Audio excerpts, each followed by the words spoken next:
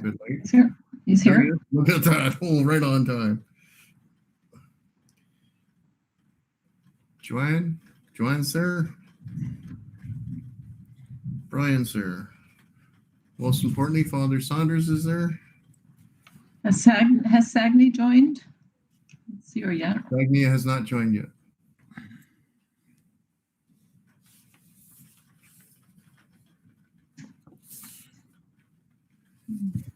I'm just texting Sagni now. I think she might be joining in really soon. That's great.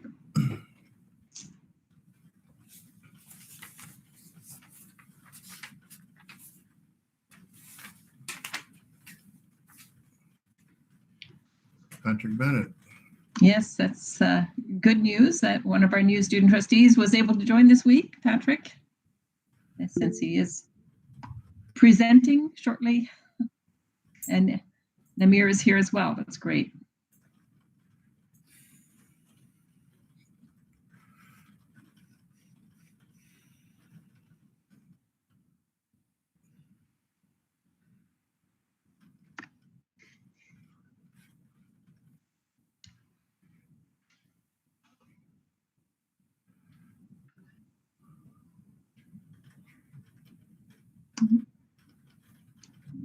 It's 7 p.m., Mr. Chair, so good. I just keep counting and I don't get to 10. People are bouncing in and out. 1, 2, 3, 4, 5, 6, 7, 8, 9. Brian is there. He's just turned off his camera. He's there. Do you not have the waffle, Mark? I've got the waffle. I can see all the pictures, but they're not in order. Cindy's gone. That's what I'm missing. Oh, you're right. Yeah. Could have been that thunderstorm.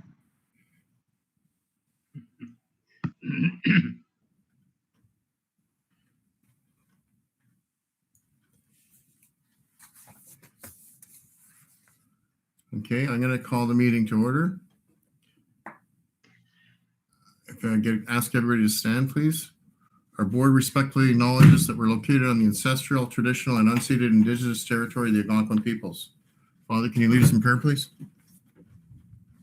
In the name of the Father, and of the Son, and of the Holy Spirit, amen.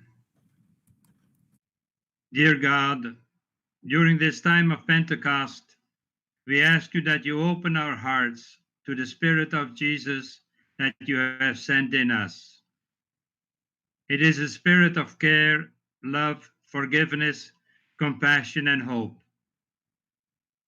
May we, during this time of the coronavirus, enact these attitudes so that we can overcome this crisis as soon as possible for the benefit of your beloved people. We ask you this through Christ our Lord. Amen. And we pray for our staff and students, extended family members who have lost their lives due to the COVID-19. We also ask your prayers for the following persons who have passed away. Mark Parody, Vice Principal at St. Patrick's High School. Jim Coombs, grandfather of Ellen McGibbon, teacher at St. Augustine School. Giuseppe Colletti, father of Maria Moffat, educational assistant at Our Lady of Peace School. May they and all our faithful departed, through the mercy of God, rest in peace. Amen. In the name of the Father, and of the Son, and of the Holy Spirit. Amen.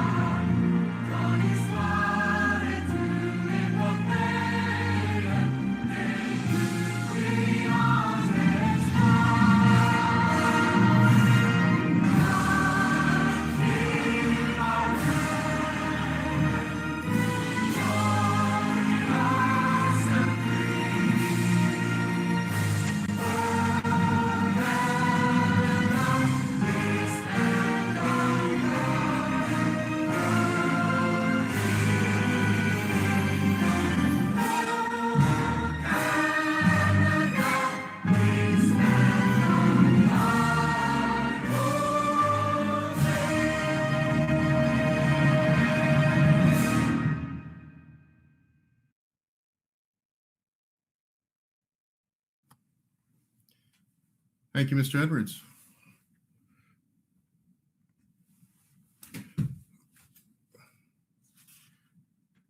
Okay, we have item C, school student department profile, memo from the superintendent of continuing community education, the newly elected student trustees for 2020-2021, take two. Superintendent Velati. Good evening, Mr. Chair. And at this point, I'll ask the trustees that will be elected for next year, Patrick and Namir, to turn on their cameras and their microphones. So good evening, Mr. Chair. It's certainly a pleasure to this time formally introduce our two student trustees for the 2020-2021 year. They were elected by the Student Senate. It's Namir Soni, St. Pius, and Patrick Bennett from St. Mark. In a short period of time, Mr. Chair, I have to tell you, I'm highly impressed by both Namir and Patrick. I'm with full confidence that they're going to do a great job next year. But I will ask Namir and Patrick to say a few words about themselves so we have a chance to get to know them a little bit. And perhaps we'll begin with Namir. Hello, Welcome. my name is Namir Goni. I go to St. Pius, and obviously I'm a grade 11 student. So I decided to run for student trustee because during my grade 11 year, I was a leader of a peer support group at my school. And my number one goal for the school year was to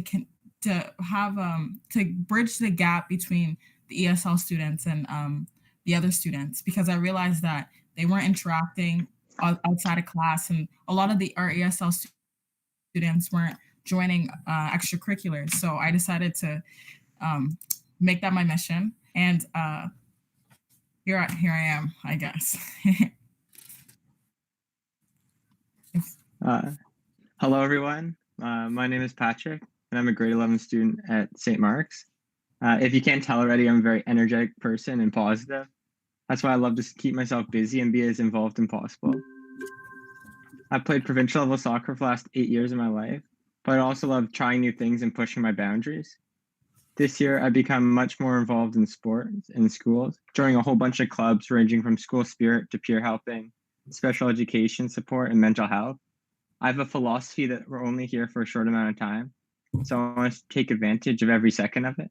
And always trying to live in the present, not worrying about the past or stressing too much about the future.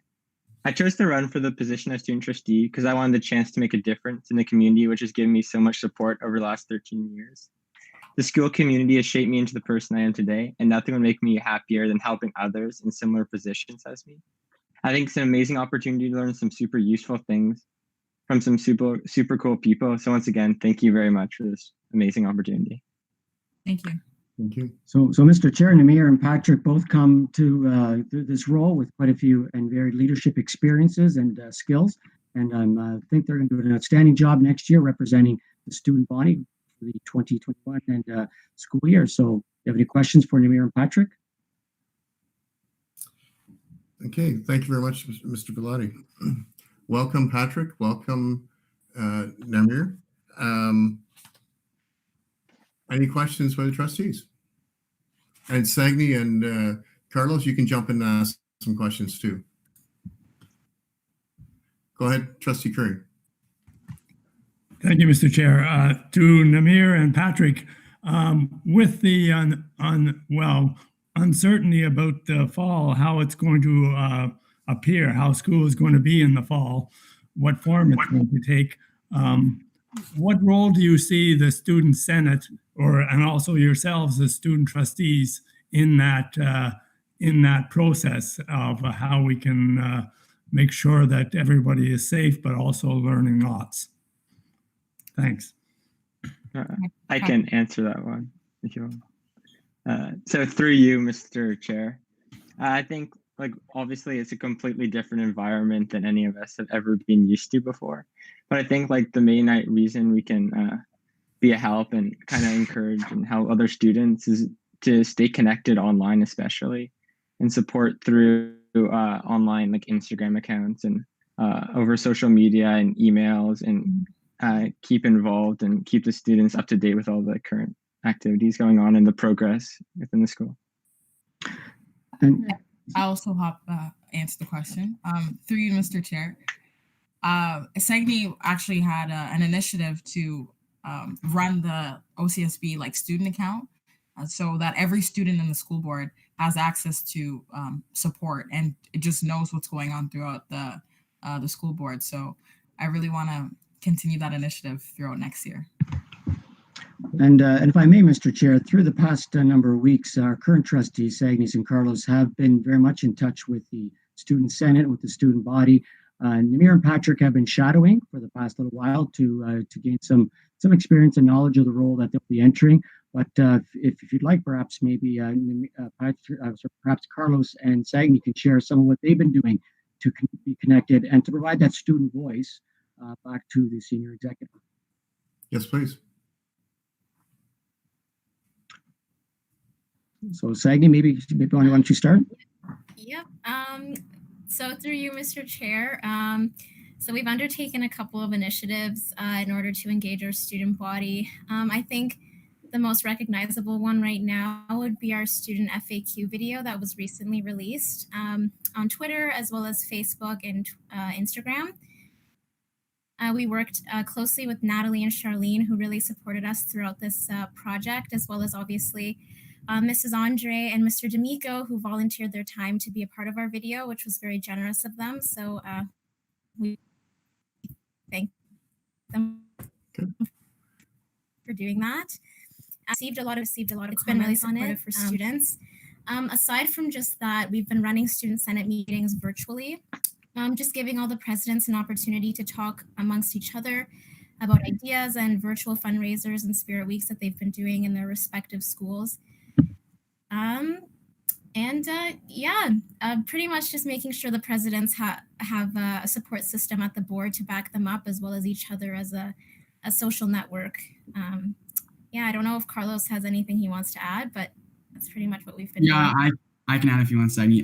Sorry, I kind of missed half the question there. My computer was lagging out, so I left and came back. But everything that Sagni said is true for sure. And just overall, the position and working with Sagni and being student trustee has been a really, really great opportunity. And I know Sagni and I will have all the opportunities and the things that we learned from this year, even through the, all the online board meetings and online Senate meetings. We've learned a lot, and at least I have, and I know Sagni has, and things that we'll take with us for the rest of our lives.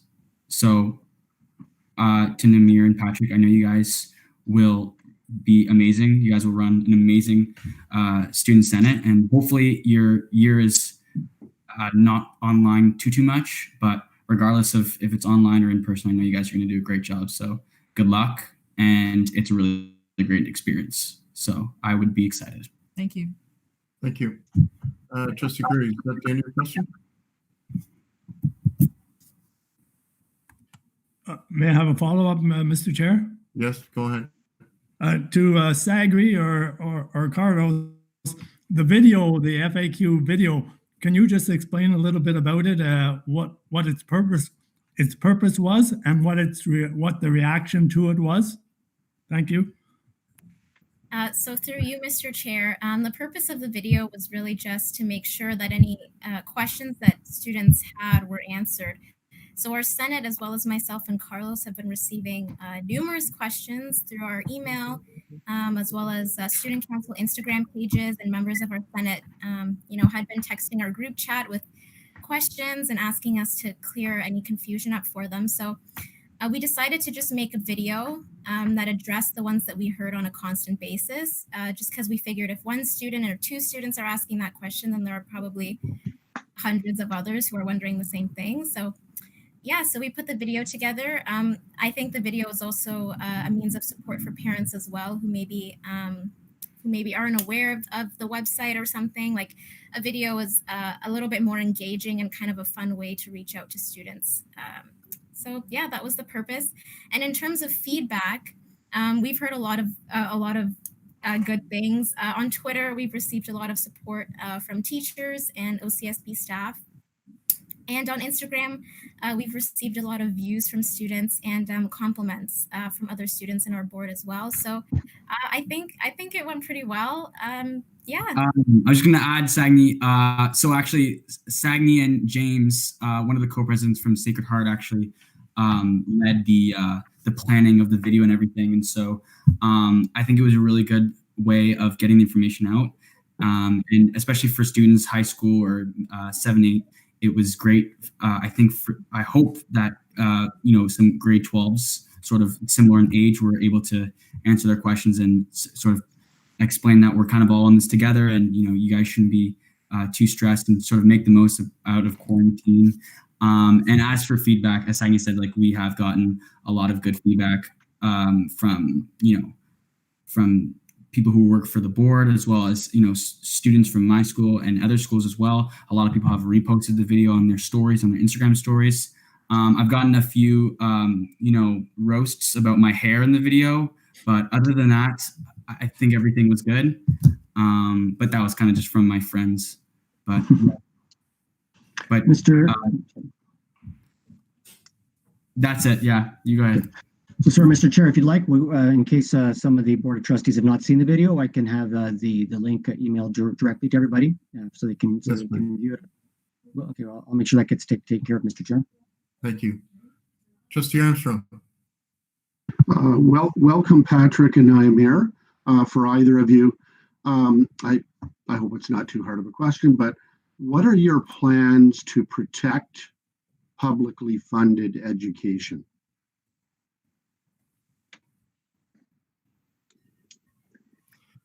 I think that's more our job, Trustee Armstrong. Patrick's going to try. You're going to try, right, Patrick? Them get their feet wet and understand that there's, 14 high schools and 45,000 kids and 4,000 employees. So let's not. And Mr. Chair, I would also indicate that working with the superintendent, responsible with the student trustees, that's a large part of our role as well, in terms of working with the student trustees and the student senate, and how their role can be advocates for us as well. And so I think it's a collective effort at times at multi-levels throughout the organization. But absolutely, it starts with our board of trustees and yourself, Mr. Chair. Thank you. Thank you. Is there any other questions? Seeing none, thank you very much, Patrick and Namir, and welcome. I hope we don't get used to doing this, because it is very hard to manage, and you lose the camaraderie and the side talks and getting to know people. I really don't like chatting on this method, this media. I much rather be in the boardroom where we can talk and get to know each other, and I like to see someone's eyes when I'm talking to them. Right now, everybody's eyes are like 1/8 of an inch. So welcome. You've got big shoes to fill with Carlos and Sagni, but we'll see you in September, and hopefully we're meeting in the boardroom. Thanks again. Thank you, Mr. And congratulations for getting elected. Thank you, Mr. Chair. Thank you, Mr. Biden. Thank you, Mr. Chair.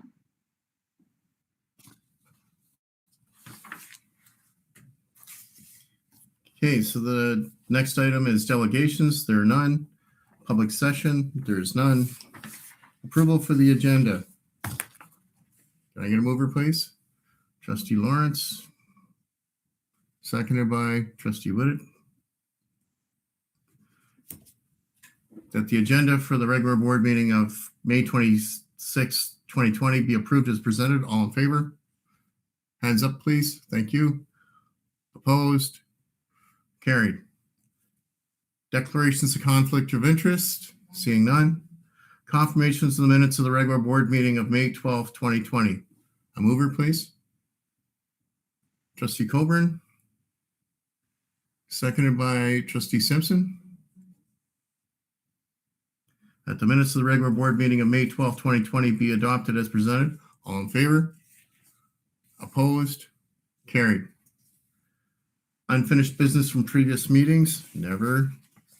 Trustee motions? There's none. Item K, presentation and consideration of committee reports. Committee of the Whole, May 26, 2020. Madam Vice Chair?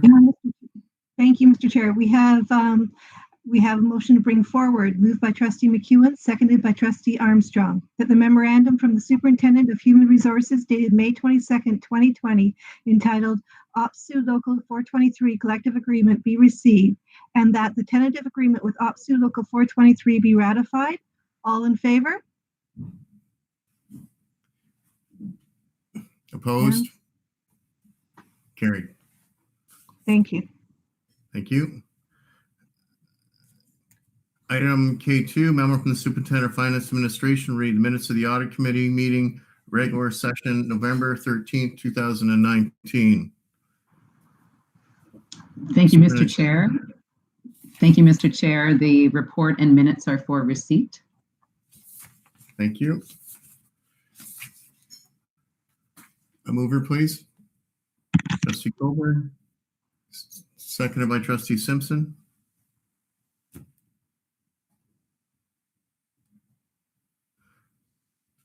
That the memorandum from the Superintendent of Finance Administration dated May 19th, 2020, containing the November 13th, 2019 Audit Committee meeting minutes for the regular session be received. All in favor? Opposed? Carried. Item L1, presentation and consideration of staff or trustee reports. Memo from the Director of Education, community outreach. Madam Director. Thank you, Mr. Chair, and through you, this report is simply a highlight of really a very small snapshot of some of the things that have been happening in the board as we have been experiencing school closures and distance learning. At the beginning of the year, I challenged everybody in our board to focus on or think of their one word, the one word that they want to keep as a focus for this year. My one word was relationships.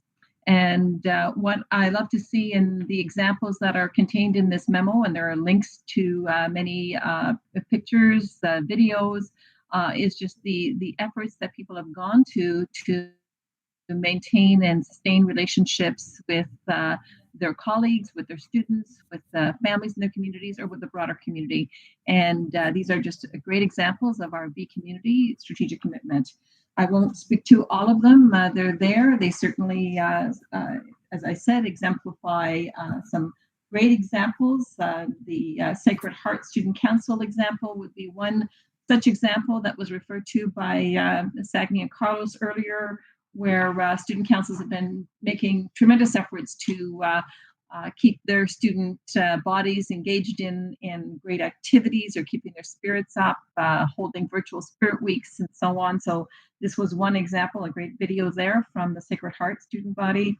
A lot of reach out to our seniors communities, as well as ways to keep the spirits up with students.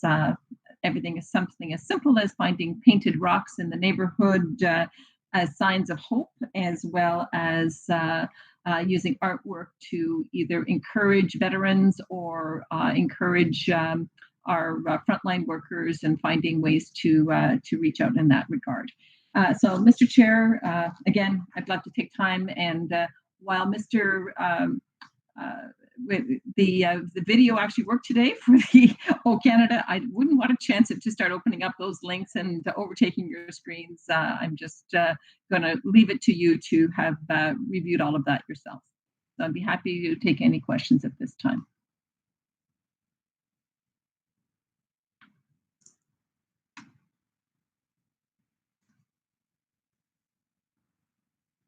Okay, Mr. Chair, you're still muted.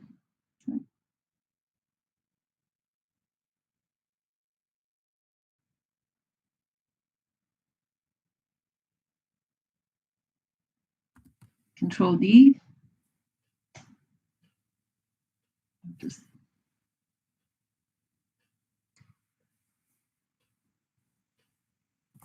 Sorry, that's me. I'm talking to everybody, asking if they're moving it or they second. What's going on? Thank you, Madam Director. Trustee Armstrong, did you have a question, or did you want to move it? I just wanted to make a comment on the student to applaud the St. Daniel School Lion for recognizing our frontline workers, and echo our thanks to these amazing essential workers. Merci. Thank you. Thank you. Trustee Curry. Thank you, Mr. Chair. Through you to the director, Denise, would you say that every school community has done something with regard to relationships and that I know we only have a sample of them there, but virtually everyone has done something. Is that correct? Through you, Mr. Chair, I can say that without a doubt that there has been that focus on relationships, and probably the best place to find those, the evidence of that would be through social media, but also through our superintendents who regularly meet with their principals. They certainly come back to our senior team with accounts of truly inspirational things that people are doing to ensure that that reach out continues. It's not even just a one-time thing. As you can see, the example, for example, from St. Gregory as an example, is they're baking goods every 2 weeks and delivering them to families in their community and so on. So it's not just doesn't end, and it continues. And most recently, actually, that same school I hope to share this with trustees. Their grade 6 class did a video thanking their teachers and staff at the school. So a very heartwarming, beautiful video. So there's just so many examples. It would have certainly taken pages and pages and pages to show you every school. So we did endeavor to highlight one from at least one of your schools, each of our trustees' zones, to show you the scope across the board. Thank you. Any other questions or comments? Can I have a mover, please?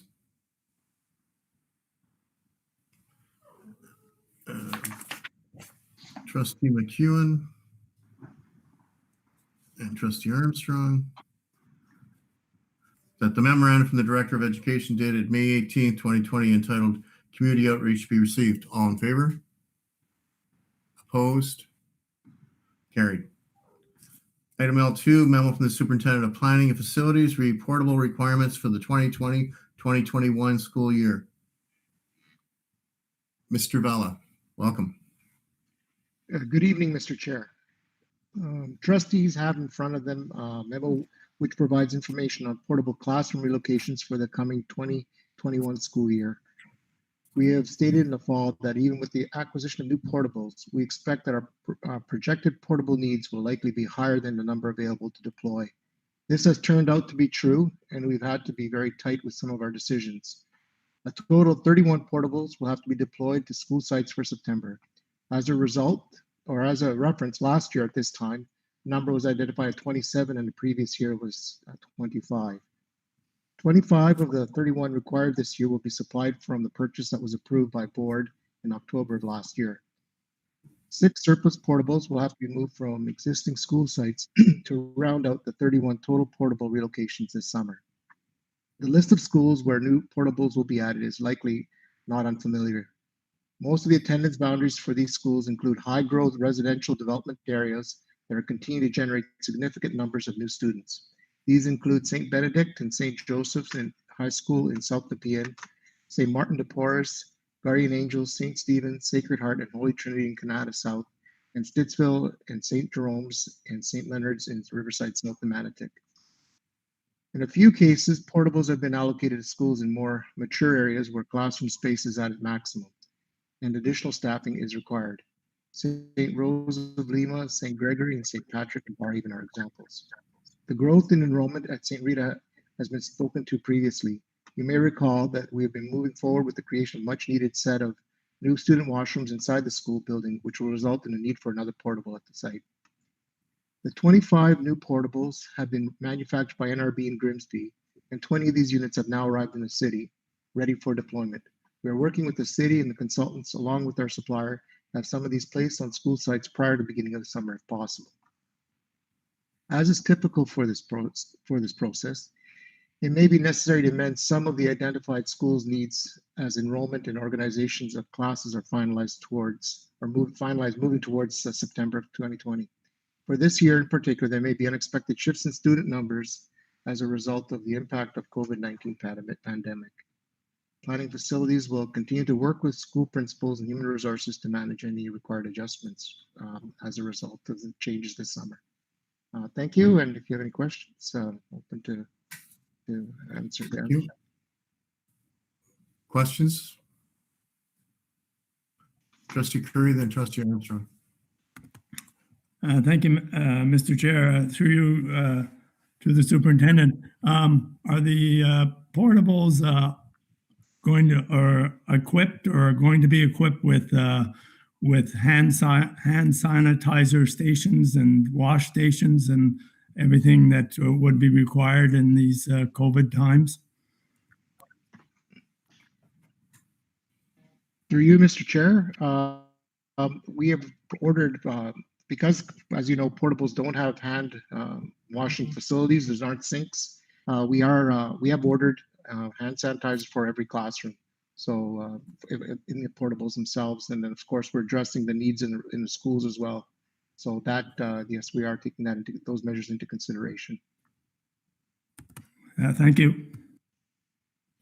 Okay, Trustee Armstrong, Warren, and Whitted. Just with St. Rita School, are there any current issues, and what is the expected lifespan for the St. Rita Porta Pack? Okay. Through you, Mr. Chair, as you know, that the Porta Pack has been there for quite some time.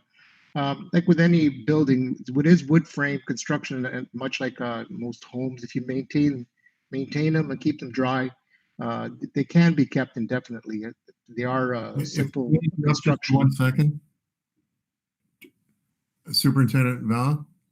Yep. Just Trustee Armstrong dropped off. He's just come back. So can you repeat your answer, please? Sorry about that. Go ahead. Oh, sorry. Okay. Yeah, just wanted to repeat, I guess, to reiterate. Portables certainly have a limited life cycle as far as a capital asset. However, being built out of wood frame construction and with proper maintenance, they can be kept indefinitely. At this point, reinvestment within the structure can continue to extend their life, even though it's not ideal to keep a building that long. And our goal is to have permanent accommodations. It's certainly a better compromise than standalone portables, and we can keep them going as long as we need to. Certainly, with our plans moving forward, we want to consolidate the schools into the McGregor-Eason option, which is within our capital priorities. And we'll certainly look at how we can best serve the school with their enrollment needs with permanent capacity where we can. Thank you. Trustee Warren? Thanks. Through you, Mr. Chair. So St. Joseph's was scheduled to have the construction done this summer and have all the portables. I think there's 40 plus portables there. Is the plan to still, are we still on track for removing a bunch of the portables, or are we just going to be maintaining the 40 plus portables there with the construction carrying on? Through you, Mr. Chair. So as you recall, the announcements for the addition was delayed by the province, and we weren't able to start it until September, October. So we had planned not to occupy the new addition until basically the second semester in the 2021 year.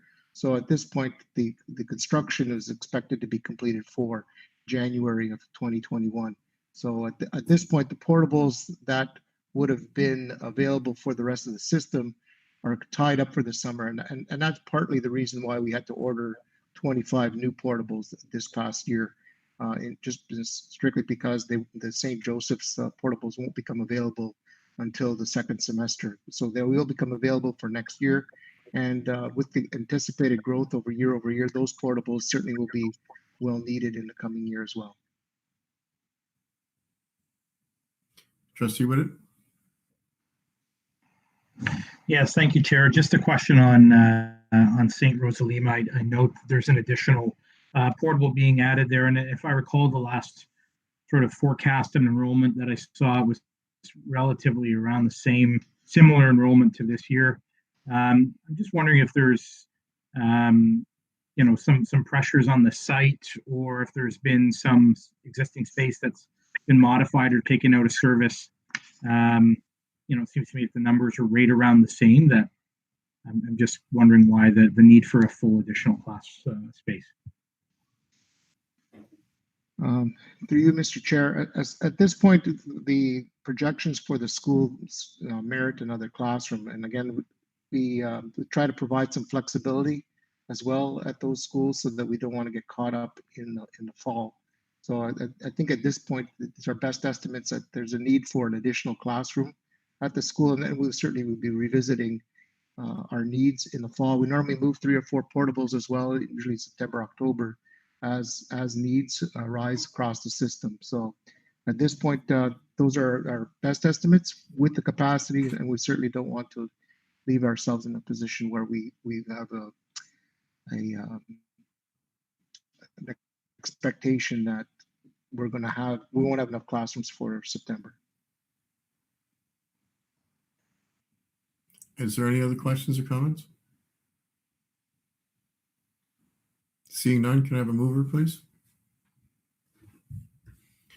Trustee Lawrence, Trustee Simpson.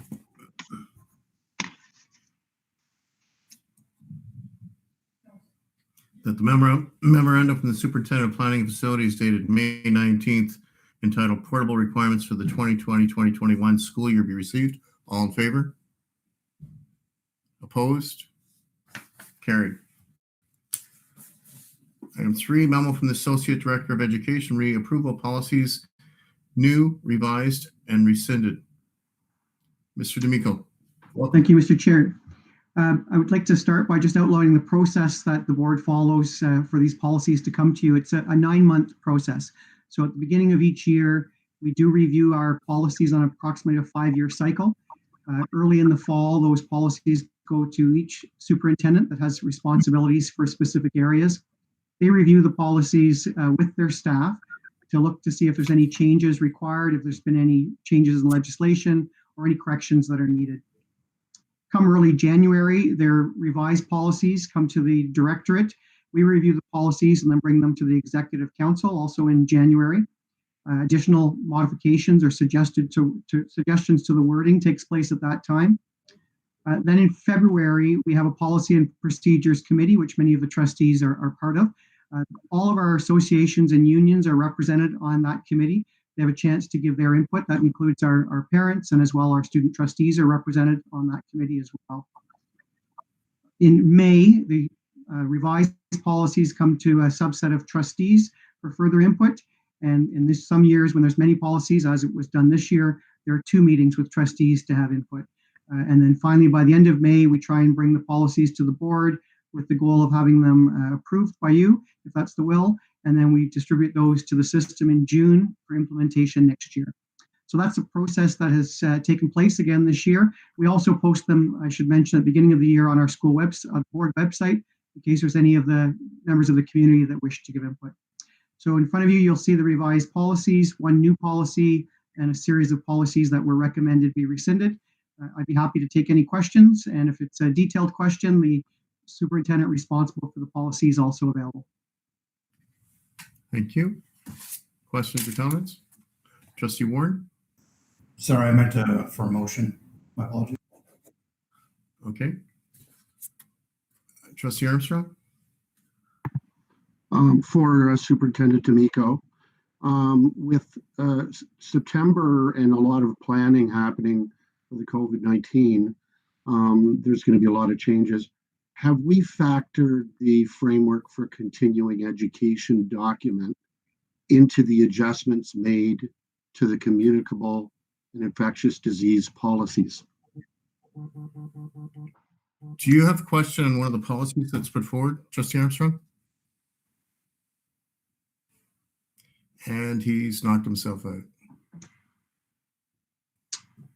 Through you, Mr. Chair, when the trustee returns, I can answer that question regarding the communicable disease policy, which had a slight revision this year.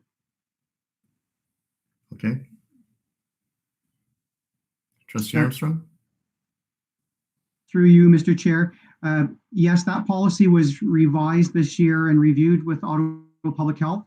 So the revisions were largely regarding a title. So the implementation would be very similar to what we would have done this year, with or without the COVID-19. So certainly those factors were considered. Just a follow-up question, Chair. Okay. So in September, just as an example, if there was a teacher that had chronic issues and was worried about coming in and teaching under these circumstances, would we need to make any adjustments to this policy, for instance?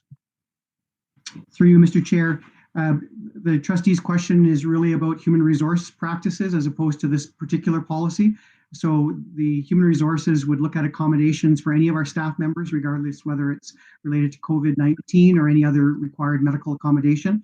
They would follow the same procedures, which often result in someone being relocated and working from a different environment if that's the required accommodation. So it wouldn't require any revision to this particular policy. Thank you. Any other questions or comments?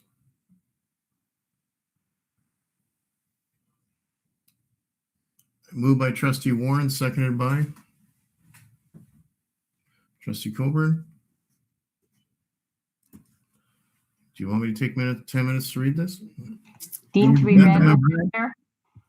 Thank you. You take a hint so well. All in favor?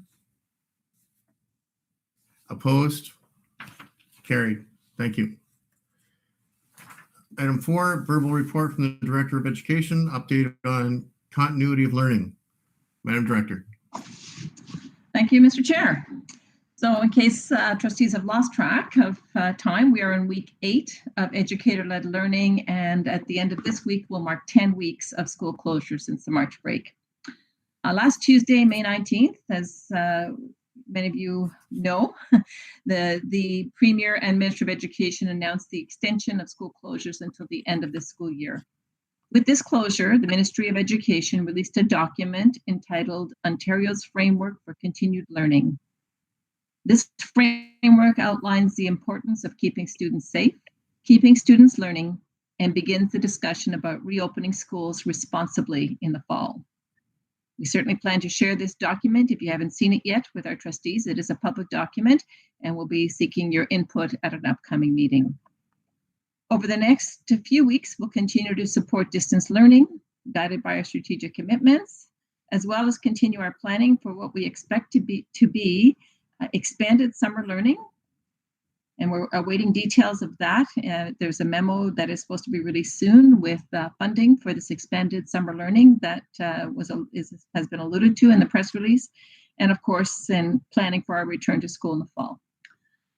So I'll speak again about our Be Community strategic commitment. And as you know, we have shared the recipients of the Director of Education Commendation Awards, and the celebrations across our community on social media are still resonating. As a matter of fact, I've been invited tomorrow to a Google Meet with the school community to celebrate their recipient. And I know that many celebrations are happening in these virtual staff meetings in the best way possible. And we are still planning to release a virtual book, which will celebrate all of our recipients. We typically celebrate our students with special needs in a special ceremony called Celebrating Excellence every year. And that was scheduled for May 11th. So even though we could not gather, each of our schools chose a recipient of the Celebrating Excellence Award based on the global competencies, or the 6 Cs. These students will be receiving certificates through the mail and are being celebrated on social media or through other means such as Google Class Meets in their school communities. I'll read to you one example that from our recipient, from Dr. F.J. McDonald, the description from the school about Nolan. They said, today we celebrate Nolan, who is the recipient of the Celebrating Excellence Award for the Global Competency of Character. Nolan is a kind boy with a big heart who always tries his best and helps others. We are so proud of you, Nolan. So every one of our 83 schools did nominate a recipient for this award, and they are all going to be honored in some way. Unfortunately, not in the beautiful celebration that we have every year, but we're doing our best in this virtual environment.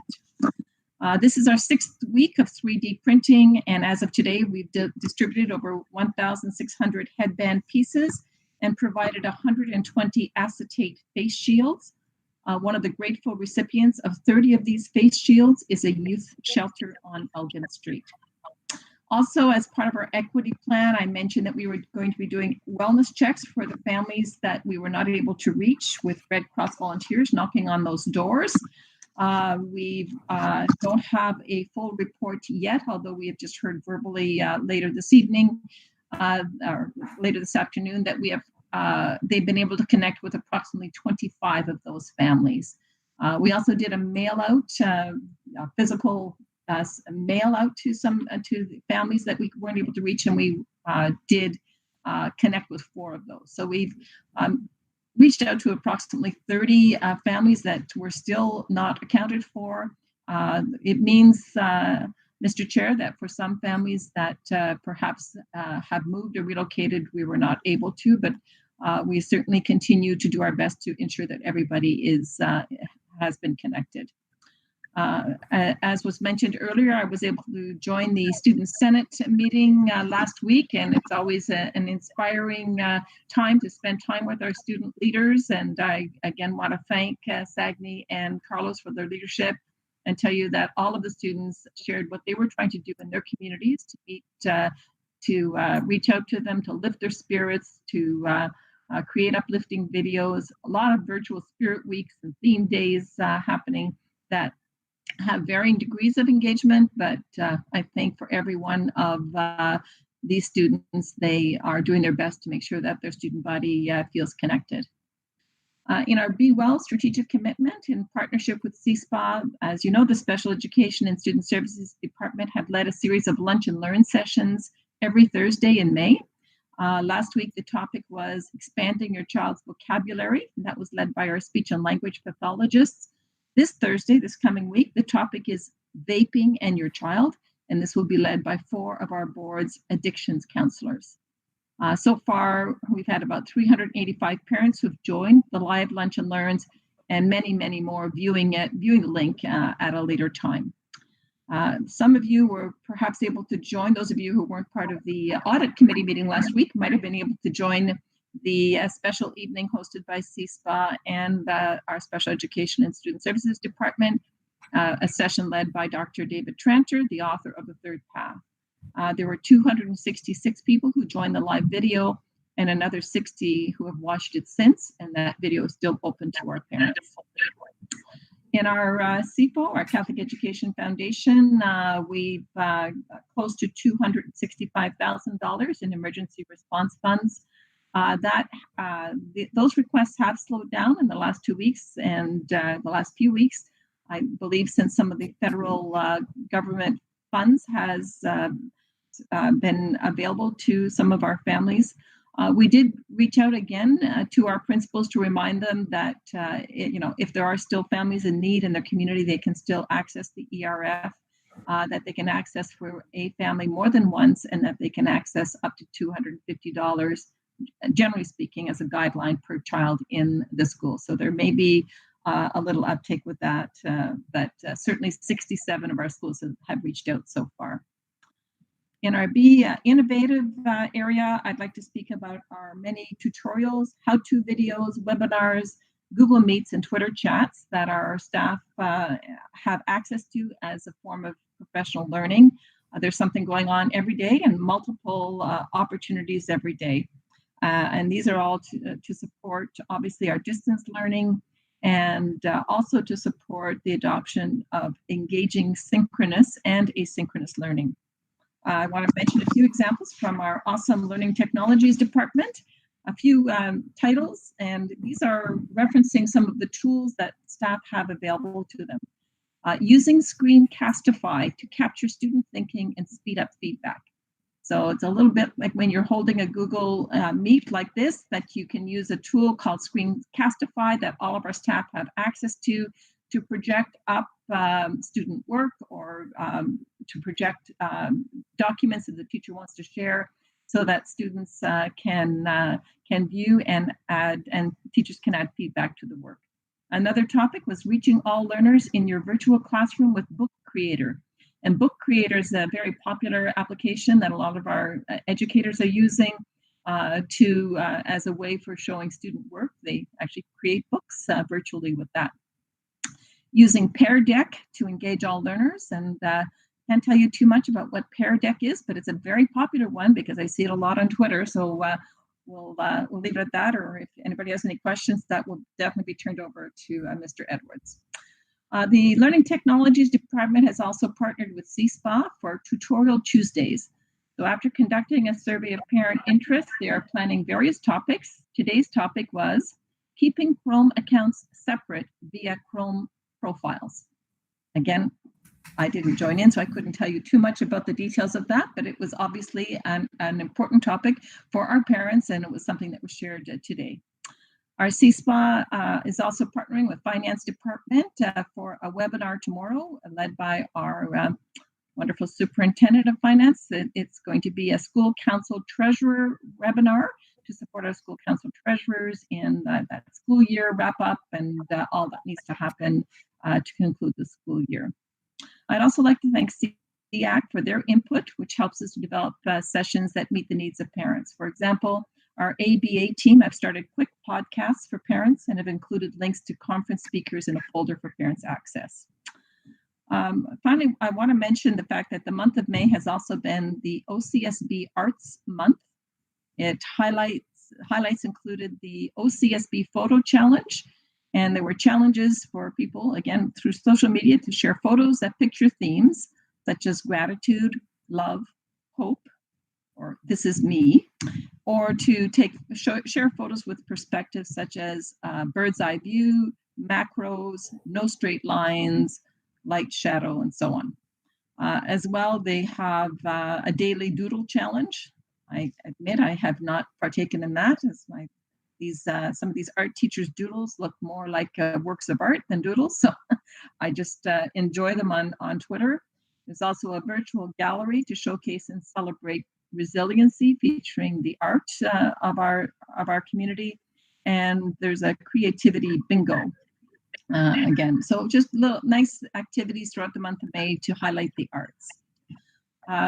And finally, Mr. Chair, today we sent out surveys, emailed all of our parents, our grade 4 to 12 students, our staff, and our principals and vice principals with 4 separate surveys to ask how we are doing and to inform our next steps.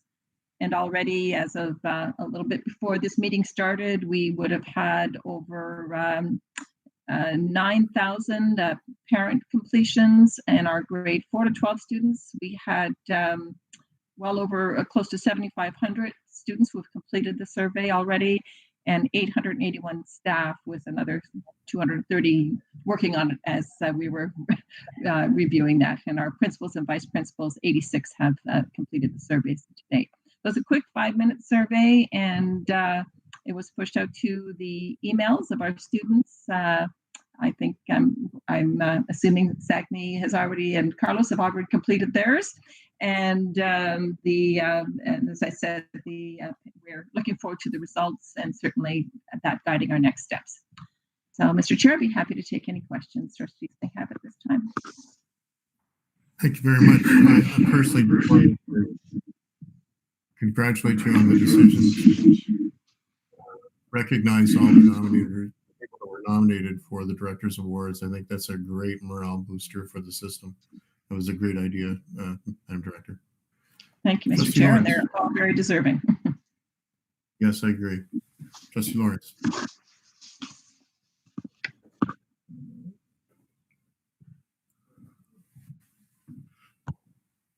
Through you, Mr. Chair.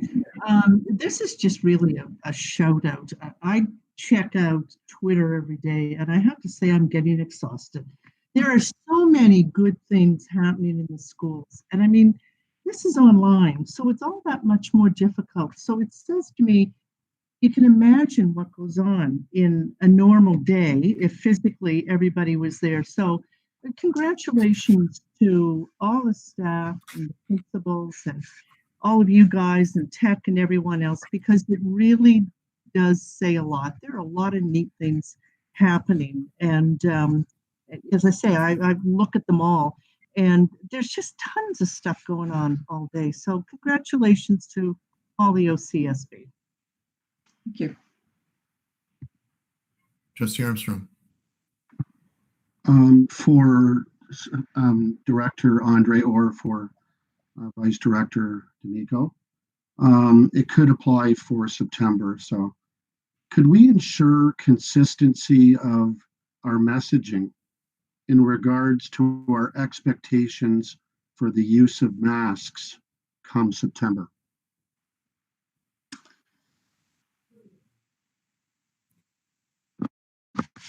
So through you, Mr. Chair, again, we would, in terms of any PPE, we would take our guidance from Ottawa Public Health, and that messaging would be determined by what they would be saying at that time. So that would be the consistency, would be the guidelines from Ottawa Public Health. Obviously we would take every precaution we can to ensure the safety of our staff and students. And at that time, we will make that decision as to how directive that needs to be, and whether the language coming from public health will usually does suffice for our purposes. Thank you. Thank you. I believe that question was brought to the minister on last Friday's meeting as well, and they're working on a protocol that will be released during the summer. Appreciate it. Trustee Curry, then Trustee Simpson. Thank you, Mr. Chair. Through you to the director, who I think may call on Superintendent Edwards, but could there be a further more explanation regarding the Pear Deck program that you talked about, and why it's so, you said it's popular, why it's so popular? Okay, I see Superintendent Edwards has joined us here, so go ahead, Mr. Edwards. Through you, Mr. Chair, it's always a mistake to ask me to talk about technology because it might make the meeting last quite long. In regards to Pear Deck, it's when we choose any kind of application to use in class, anything that we're going to pay for, one of our priorities is that it's collaborative. So what Pear Deck does is it gives you opportunities for teachers to engage virtually, but or face-to-face, but so that they can engage in surveys and questions with answers. They can do ratings, they can draw. So it's really a tool that works great K-12. Very engaging. You should watch the webinar. It's on the How-To channel, and all of them are there. You should check out the How-To channel because it really lists a lot of our tools. And again, we try to make sure they're all collaborative so that teachers have everything they need to present virtually and when we get back in the classroom. But thank you for asking. Okay.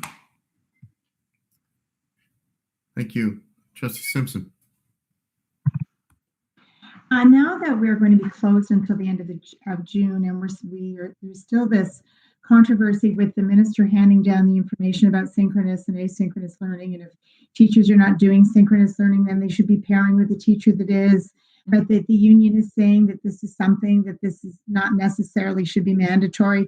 How do we stand? Where do we stand? And how are we going to move forward with this if we do end up having another situation like this in the fall? So thank you for the question, and through you, Mr. Chair, when the further guidance on continuation of learning came out with the expectation of more synchronous learning coming from the Minister of Education, we did meet with our union partners, our local union partners, and did come up with some language that we communicated to our staff around those expectations.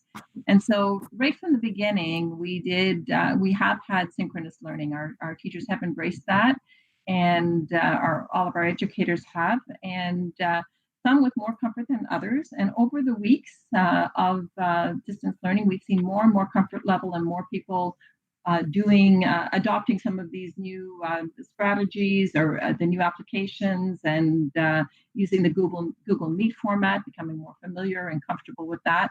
And so we certainly saw a lot of uptake and a lot of synchronous learning happening.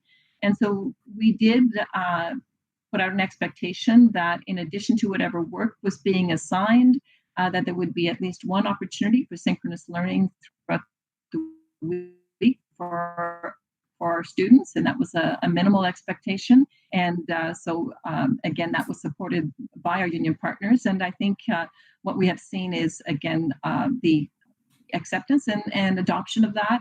And remembering too that synchronous learning can be, not everybody wants a video meet, and not all families want a camera into their homes.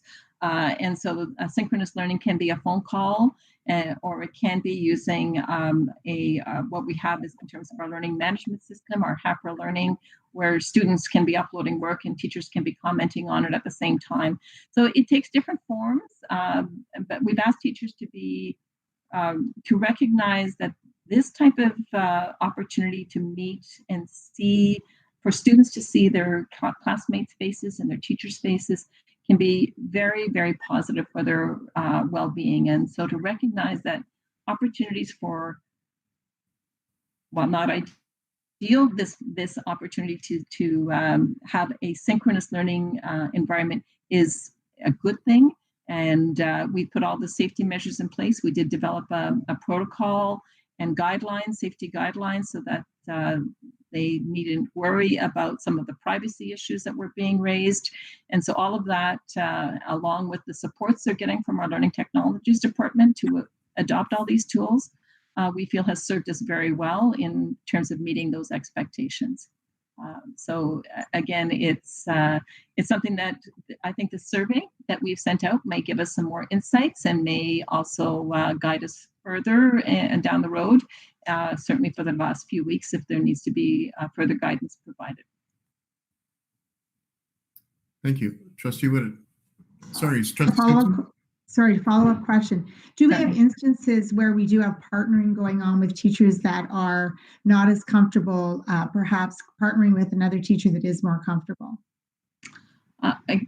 So through you, Mr. Chair, we did make that explicit in the memo that we sent to staff, that this was an opportunity. They could reach out to the resource teacher, to the guidance counselors, to other teachers in the school to support them with that. And to date, I haven't heard of anybody needing that, but it was certainly outlined as a possible option for those who were not comfortable or not able to, for individual circumstances they may have had. Okay. Trustee Whitted? Thank you, Chair. Over the last couple of days, I've received a few emails from parents who are concerned the fall might look like, and I'm sure many others around the board have received those type of notes as well. I know today that we launched a parental survey, and the director spoke a little bit about that we're seeking results. So maybe just for the benefit of those around the board and those who might be watching through you, Chair, to the director, if you could speak a little bit about some of the things we're asking parents, the things that we're looking for feedback on, and the time frame for that survey, and how we intend to implement some of that feedback. So thank you. I don't have the survey up in front of me, and maybe while I'm giving a few high-level comments, I'm not sure if either Mr. D'Amico or Superintendent Montgomery might want to indicate that. But the survey is open and was sent out today and is open for a week, so it'll close next Wednesday. So certainly parents have time to respond to that, as well as our students.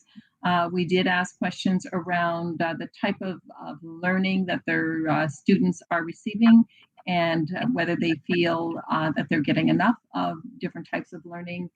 We've asked them what their concerns might be, and we've looked at other opportunities such as, what works well, and what would they like to see continuing once we do return to school, because there are some great learning coming out of this experience that we don't necessarily want to lose either. There's some great things happening in terms of the adoption of technology that can be transferred into a school environment or a classroom environment that we don't want to lose. So we wanted to know from our students and parents and educators what we've learned from this that we want to keep as well, and so as well as improve. So I'm not sure if Mr. D'Amico or Superintendent Montgomery, if you have any other specifics about the survey. Through you, Mr. Chair, I think you covered most of it, Director Andre.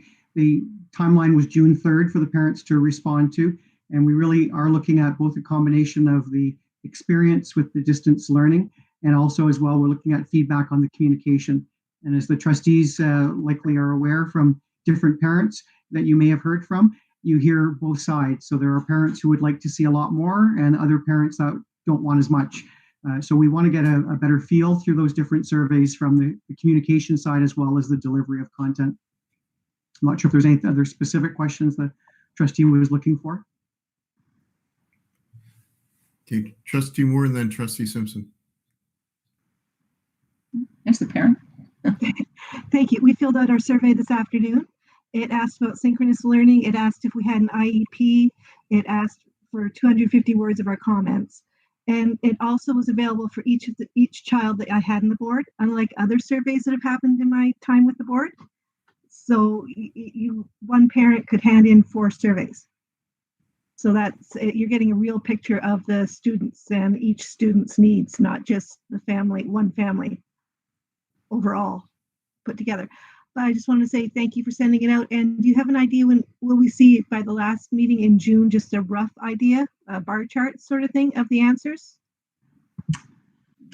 So through you, we certainly have a very adept program that should be able to collate those results and certainly provide some initial input to us as the senior team in terms of our planning, even well before the last meeting of June, but definitely to be able to roll things up for trustees, for your information, we can definitely bring that back. Thank you very much.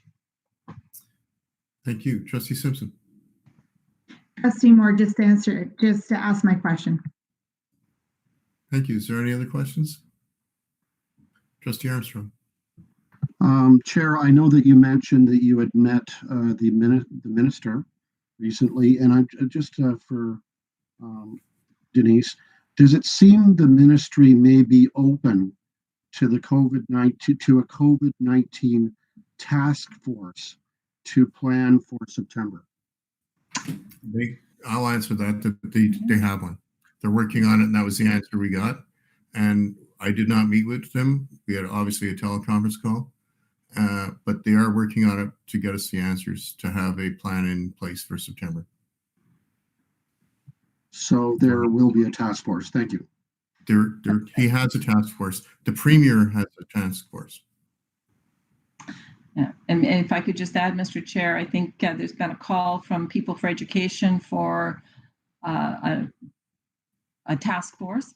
There are many planning tables that report through to the Minister of Education through different channels, and he did share with trustees and directors all of those tables and how often they meet, who they meet with, and what specific areas they are looking at. So as an example, while that wasn't on this spreadsheet, the working group that I'm on is looking at the operational matters regarding the opening of school, everything from health and safety to transportation to facilities management and so on. So there are a lot of tables happening, and the task force that People for Education is calling for is another table. I'm not sure if the ministry will initiate another table over and above the many that they have right now reporting to them. So that would be left up to the ministry. I don't know the answer. Thank you. Very clear answer to the question. Thank you.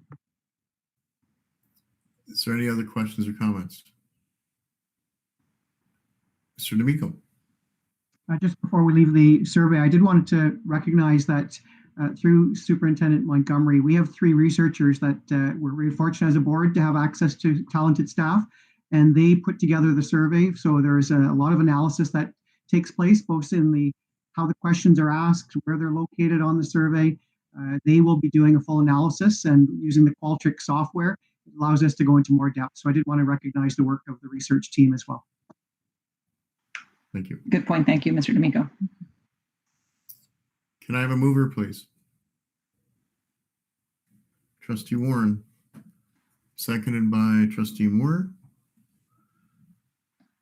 That the report from the Director of Education read the update on continuity of learning be received. All in favor? Opposed? Carried. Thank you very much, Mrs. Andre. Sure. Yes? No? Okay. No, that's good. Thank you. No new business, no notice of motions, confirmation of action report of May 12th, 2020. Can I have a mover, please? Trustee Whitted. Seconded by Trustee Curry. The action report covering the period of May 12th, 2020 be received. All in favor? Opposed? Carried. Inquiries, administrative announcements. Ms. Close, anything? No?